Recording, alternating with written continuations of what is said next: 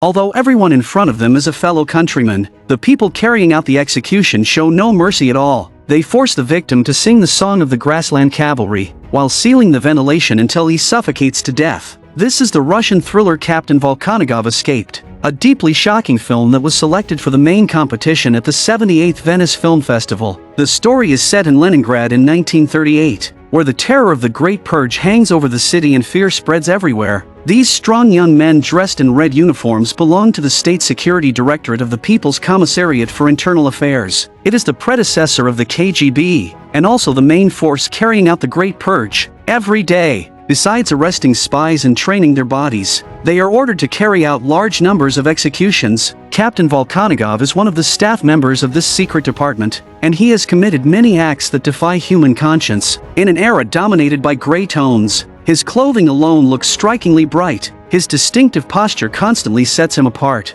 and naturally earns him deep respect from those around him. The woman from the neighborhood comes again to complain to him. She has tuberculosis and is entitled to apply for a larger living space, but 5 years have passed with no response at all, and she is often bullied by other neighbors. Volkonogov handles it in a simple and forceful way, teaching that neighbor a lesson on her behalf. One day he heads to work in high spirits, but behind him a colleague suddenly jumps down and dies on the icy steps. In this era nothing is certain. One moment you are arresting spies, the next moment you might become one yourself. The major's fatal jump hits Volkonogov hard, and an ominous feeling rises in him for no clear reason. When the authorities begin re-evaluating every single one of them, he can no longer sit still and makes an excuse to leave as quickly as possible. His friend Malyak even asks him to bring back a jar of jam if he passes by the cafeteria. Volkonogov walks out of the office, casually throws away some files he handled, and then leaves in haste. At the same time, the guard at the building entrance receives a phone call and rushes to chase after the recently departed Volkonogov. The alarm rings at that very moment, and the iron gates of the building are tightly locked. When the guard reaches the outside,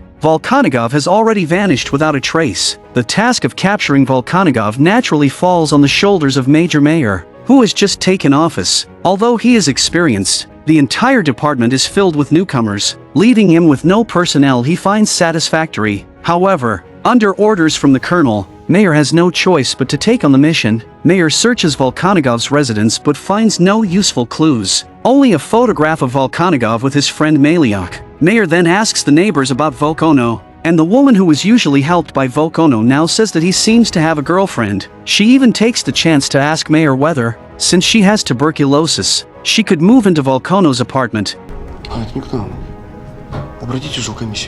As soon as he returns to the building, Mayer directly arrests Malyak on charges of being a spy. The interrogation methods used by his subordinates are completely beneath Mayer's notice. If you cannot break the enemy's will, how can you force them to confess? They block the air holes of the mask, and the suffocating sensation leaves Malyak severely deprived of oxygen, forcing him to reveal the address of Volkono's girlfriend. Both sides rush toward the girlfriend's residence one after another, but Volkono arrives first and takes her away. While Mayer finds only the girlfriend's mother, Mayer comes up empty-handed, and when he turns back to question Malyak again, Malyak has already been executed. At this point the situation accelerates like a machine out of control, where all that matters is the efficiency of extracting confessions. Meanwhile, Volkono asks his girlfriend if she is willing to help him. On the surface she agrees, makes a phone call, and tells Volkono to hide at a friend's place in the suburbs. But when she comes back, Volkono senses that something is wrong with her behavior. Sure enough, after questioning her, he learns that she has called the police. She does not want to spend her entire life on the run with Volkono, and says she will wait for him until he is released from prison.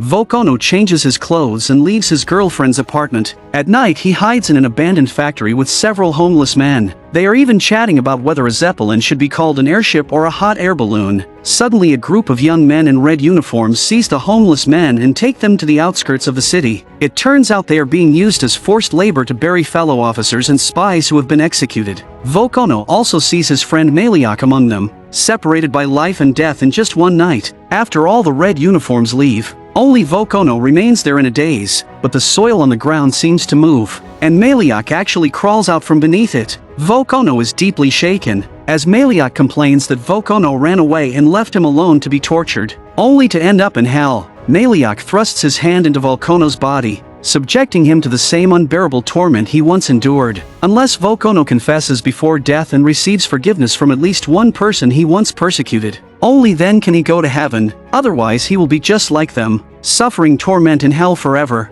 Volkonov wakes up, and although this may have been an illusion, he firmly believes it was a message from his friend. The next day he goes straight back to the office building, leaving the guards stunned. Since this man seems to be a wanted captain, Volkonov finds the files he discarded earlier, but during his escape he runs into Mayer, who is pointing a gun at him. Just as Volkonov was about to lower his weapon during the standoff, Mayer suddenly starts coughing, giving Volkonov the chance to escape. Sure enough, the things that can never be hidden in this world are poverty and coughing, and the most painful thing is coughing while being poor, when you cannot even afford medicine. Relying on the powerful physique he built through years of training, Volkonov once again manages to evade capture. Mayer then orders his men to investigate what exactly is contained in the document Volkonov took with him. He thought it would be some kind of secret file, but never imagined it was simply Volkonov's chance for redemption. Volkonov arrives at a crude morgue, where a woman lives who was once a doctor, but was implicated because of her father's identity as a spy,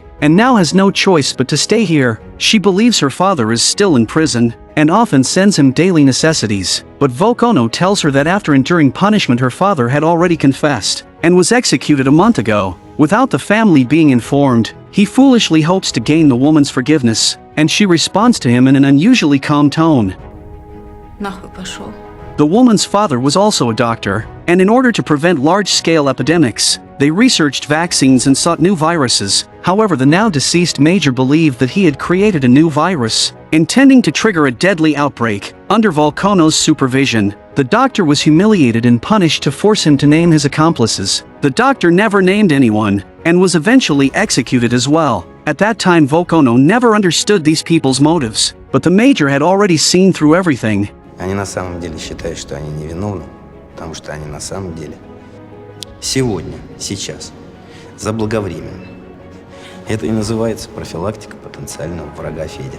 Meanwhile, Mayer's subordinates also discover the file Volkonov took, which contains the addresses of suspects and their families. A total of 98 locations, but their manpower is far from sufficient, so they are always one step behind Volkonov. When Mayer arrives at the morgue, he even claims that the document proving the woman's father was executed is fake, and that Volkonov was a foreign spy. But when the woman asks whether her father is still alive, Mayer blushes in embarrassment and tells her to contact the relevant authorities directly. After learning that the woman is a doctor, Mayer asks her to examine his body. Only then does he realize that he is already suffering from severe tuberculosis. Volkonov also begins visiting, one by one, the families of people whose cases he personally handled. After learning that their loved ones were tortured and then executed, there is no doubt that he receives no forgiveness at all. One elderly father initially believes that his son truly committed a crime, but when Volkonov tells him that his son was innocent, that he was forced to confess after punishment, the old man immediately knocks Volkonov unconscious with a telephone.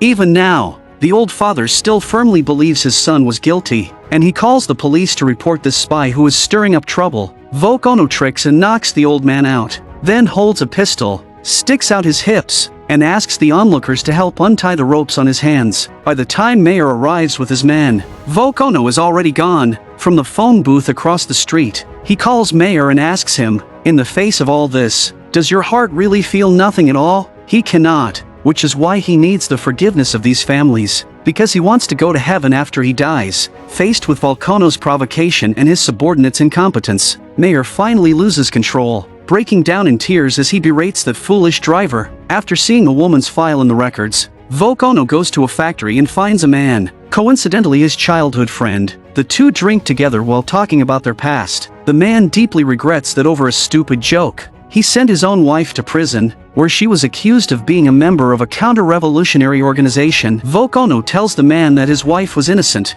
that she was executed only after being forced to confess, and asks whether he can forgive him. The man laughs, laughing with deep sorrow.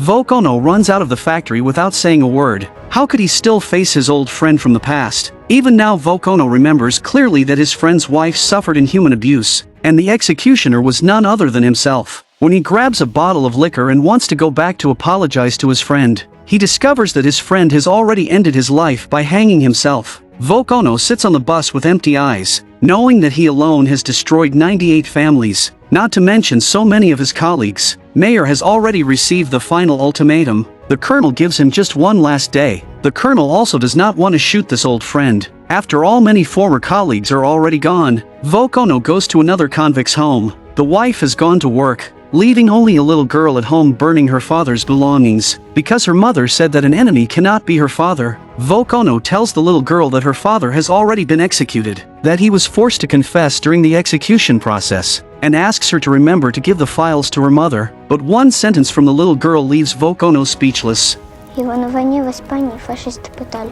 Он ничего не сказал, а вам сказал, что его пытали лучше, чем фашисты? Volkonov continues on to the next house, but now he feels lost, perhaps just like the girl's final words. No one will ever forgive you. He himself no longer wants to forgive himself, let alone those who were hurt so deeply. How could he possibly escape to a distant shore? When he arrives at the next house, he finds an official seal posted on the door. Because Mayer has only 1 day left, he directly arrests all personnel related to the cases handled by Volkonov. The two speak on the phone again, and Mayer urges Volkonov to surrender, saying he no longer has anyone left to apologize to. It is as if the balance of victory has finally tipped in Mayer's favor. Volkonov collapses weakly to the ground, his abdomen twisting with knife-like pain, as if his friend Maliak is pulling at him with force, dragging him toward hell. Volkonov grabs passers-by on the street, muttering to himself like a madman.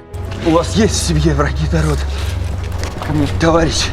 He shouts loudly toward the apartment buildings, asking if there are family members of people I arrested. I want to atone. I want forgiveness, but all the residents think he is just mentally unstable, and he can only kneel alone in the pitch-black night. Early the next morning, a man stops him and tells him to come to a place with him. There lives an old man whose daughter was arrested, after which everyone began spitting at him and hurling cruel words, forcing him to hide alone in the attic. The man brings Volkonov upstairs and then stops, not daring to go in, afraid of being implicated, knowing full well that he himself is a coward. Volkonov enters the attic alone. The old man is skin and bones, with no light left in his eyes. Volkonov hands him a small piece of bread, but the old man does not open his mouth. Volkonov carries the old man to the sink and gently cleans his body, without saying a single word. At this moment he no longer cares whether the old man forgives him. He only wants to do what should be done, to atone for himself. The old man gently touches Volkonov's face and slowly leaves the world. Maliak suddenly appears, cursing Volkonov for being so lucky that someone was actually willing to forgive him.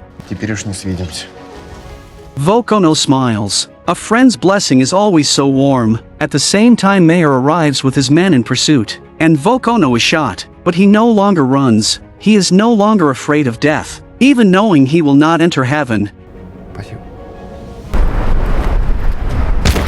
Perhaps his actions moved the old man, or perhaps the old man had already forgiven him. The two angel statues on the rooftop also witness everything. Maybe they will report to God, saying this kid passed the test. Do not send him to hell. Perhaps Mayer is also touched by what Volkonov has done. The back door of the office building is opened, and all those related personnel are released. The full title of this film is Captain Volkonogov Escaped. It is said that this film even received funding from the Russian National Cinema Program. This subject matter is truly bold. The captain suddenly awakens and chooses a special way to redeem himself. Whether forgiveness can be obtained is not important. Whether he can enter heaven is also unknown. But at least he wants to tell some people the truth. A red airship once drifted across the skies of Leningrad. I'm Movie Enthusiast. Subscribe to my channel, and see you next time.